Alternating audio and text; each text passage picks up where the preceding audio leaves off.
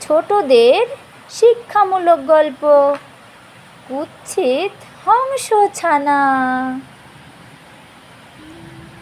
সম্পাদনায় সৈয়দ মহসিন আলী। কুৎসিত হংসছানা।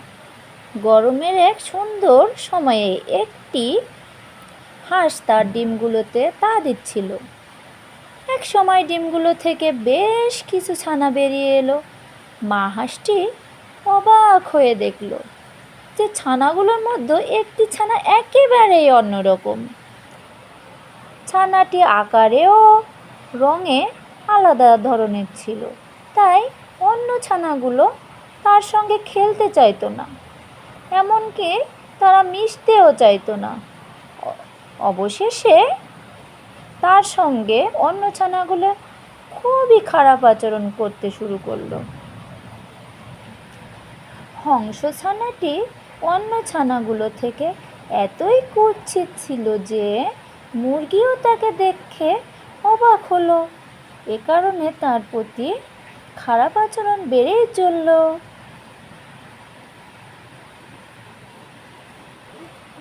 কুৎসিত ছানাটি খুবই দুঃখ পেল এবং নিজেকে সে খুবই একাকী অনুভব করল।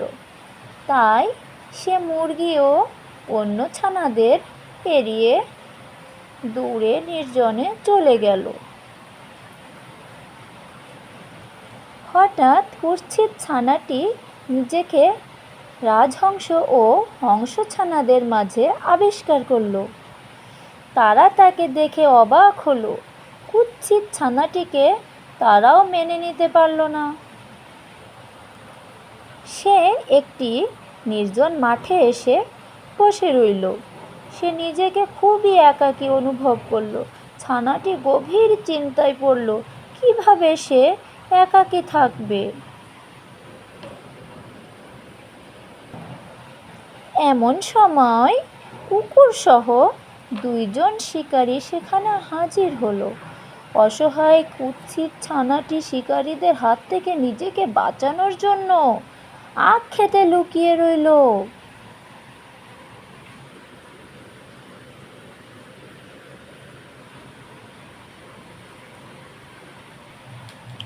শিকারীরা দেখলো অনেকগুলো পাখি আকাশে উড়ে যাচ্ছে। তারা অনেকগুলো পাখি শিকার করলো। ভাগ্যগুণে শিকারীদের হাত থেকে কুৎসিত হংস ছানাটি নিজেকে রক্ষা করতে পারল।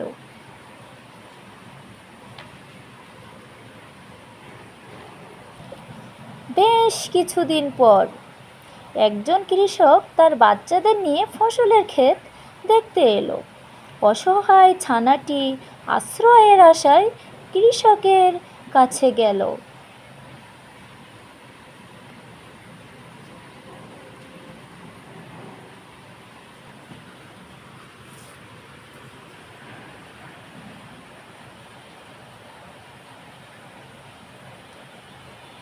একদিন ছানাটি দেখল কিছু রাজহংস আকাশে উড়ছিল।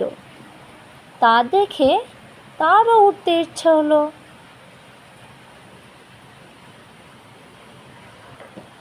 কুৎসিত ছানাটি আবার একা হয়ে পড়ল। তার মনে হচ্ছিল যে বিপদ খুব নিকটে। তাই সে নিজেকে আবারও অসহায় মনে করতে লাগলো।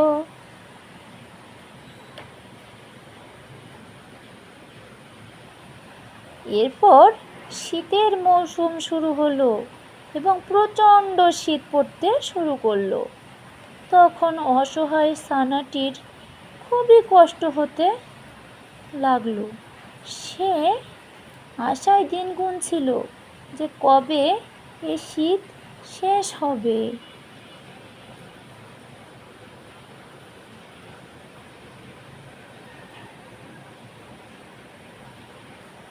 অবশেষে অসহায় ছানাটির আশা পূরণ হলো। গরম চলে এলো, তার কষ্ট কিছুটা কমলো। সে দেখলো একটি পুকুরে একসঙ্গে মিলেমিশে কিছু রাজহংস সাঁতার কাটছে।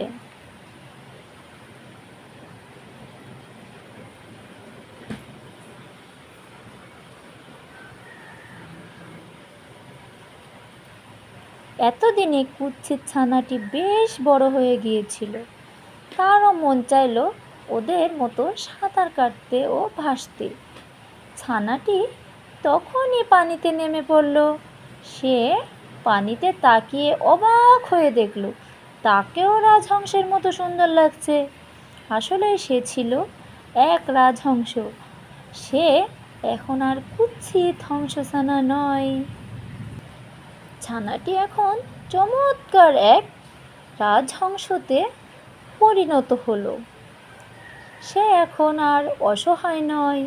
সে তার পাখা মেলে সঙ্গীদের সাথে আকাশে উড়ে চলল।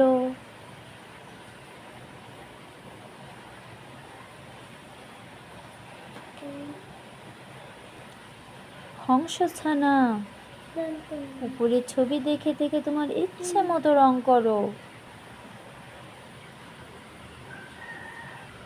হংসছানাটির মনে আর কোনো কষ্ট রইল না।